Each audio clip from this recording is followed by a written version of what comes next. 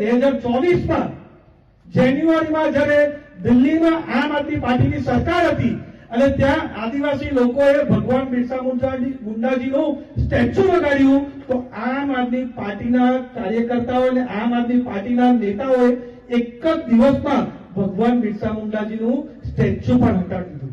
આ બતાવે છે કે આ ચૈતર વસાવા જે આદિવાસી કરે છે એમની પાર્ટી જ કેટલા આદિવાસી વિરોધી છે.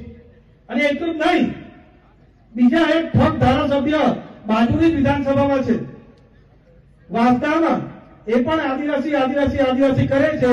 એમણે પણ જયારે રાષ્ટ્રપતિની ચૂંટણી હતી ત્યારે આદિવાસી રાષ્ટ્રપતિના વિરુદ્ધ વોટ કરવાનું કામ આ વાંસદાના ઠગ ધારાસભ્યએ ત્યારે એમણે કર્યું હતું.